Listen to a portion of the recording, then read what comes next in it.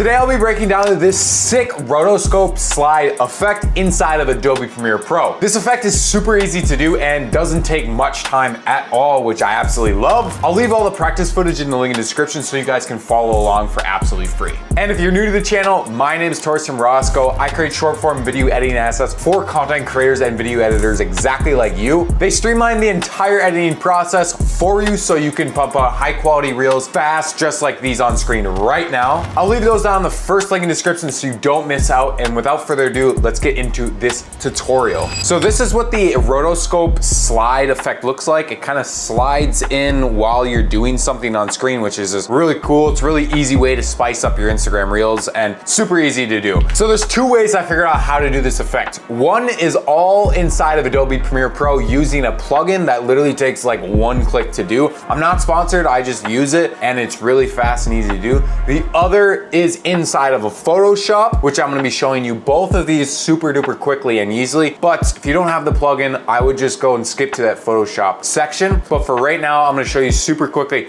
how I use this plugin to make this effect. Here's just what this effect looks like with the plugin. You can see that when it slides in, my entire, like my actions that are happening are actually still moving. The Photoshop doesn't do that because we're taking a picture of it. This actually rotoscopes me doing the action. So when it comes in, it's still constantly going and it has that nice, like kind of smooth motion you see like right here. I'm constantly pulling it and then it still transitions to that. And right here too, like you can see that I come in and my arms are moving because it's rotoscoping this part out. You can see right here. So the way I do this, let's delete this one really quickly. So I want to rotoscope this out right here. So I use a plugin called Keeper. It is only for Mac users, which kind of sucks, but I recommend everyone get it. If you got a MacBook, grab it. So drag and drop it onto the layer you want. So for example, I'm gonna be dragging and dropping onto this.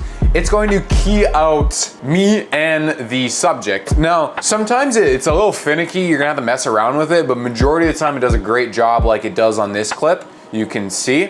So make sure that when you have, if it's not like, you know, having a good job, make sure to change this from person to subject. I always do that. It works really good. And now that we have our rotoscope out, all we have to do is just bring this up, slide this effect to like the left, cut it, bring this back down, and then get rid of this keeper. And now you can see that this kind of like comes in beforehand.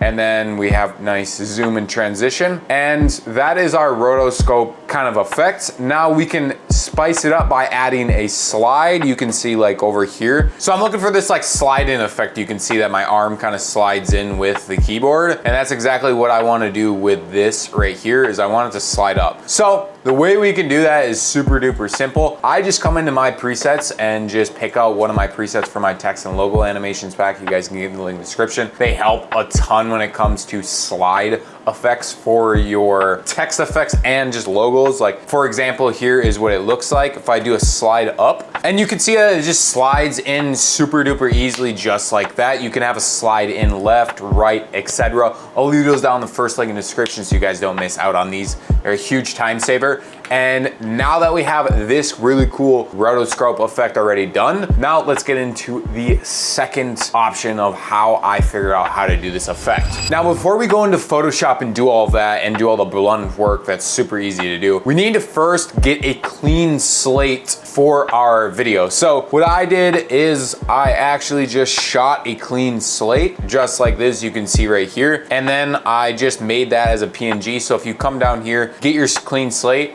and then you can just hit this, you know, export frame. If you don't have like a video or something, just make sure you get a clean slate, hit that, hit okay, and then just drag in that PNG just like I have right here. And then a second thing you need to do is also, you see that this one, I'm gonna turn my transform slide. So you can see that this right here is also a PNG. So what we wanna do for that is we want to take a picture / a screenshot of what we are doing. So you can see how this one and this is the exact same. So all I did was took a picture of the subject we want. So for example, get the subject, you're the person or whatever you are doing in frame. So I want this keyboard. So all I'm gonna do is click this little export frame right here. If you don't have that, no worries, just come to this button editor and then it'll be in here. Just hold it, drag it, and drop it down here just like I'm doing, and hit OK, and then hit this.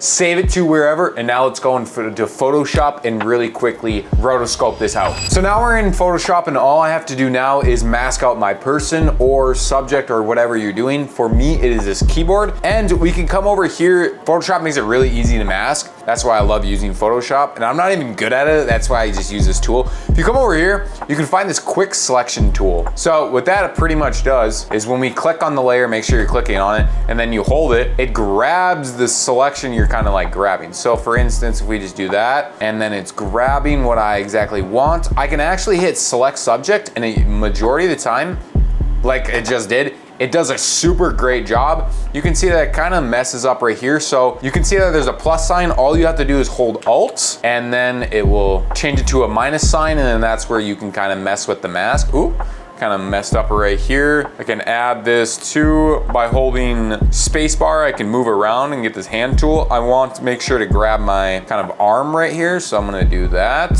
And that's looking pretty good. And now all I have to do is come down here to this little button that has this like rectangle with a circle in it. Hit that, and then boom, mask it out, and you are good to go. Make sure to have this as a transparent background. Go to File, export it as, and then export, and boom, you are good to go. Now we gotta go in Premiere Pro, add that slide effect, and we are pretty much done. So now that we are back inside Premiere Pro, all you have to do is make sure that your blank slate layer is below your rotoscope layer. For instance, so this is my rotoscope layer. You can see this is my rotoscope, and then this is my blank. All you have to do is make sure, you know, they kind of look together just like so. And then I have that on top, and all I did was came over here. Again, I just used my presets. So I just used the slide in up, and boom, you have this really cool slide rotoscope effect. Now, if you want to take it a step further, we always like to go an extra mile in this channel and just make everything look more crispy and clean. You can just add some zooms. I use some zooms from my zoom pack, and I also added my white flash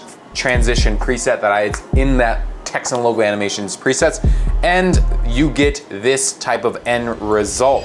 And there you go. That is exactly how I do my roto slide effect for all my Instagram reels inside of Adobe Premiere Pro. I thought it was pretty easy, super clean, and I love this effect. I'm gonna be using it in future Instagram reels. And if you wanna learn more editing tips, go check out this video right over here. And if you wanna learn more from me on how to edit high quality Instagram reels fast, go click this video right over here, and make sure to like, comment, subscribe. I'll catch you in the next one. Peace!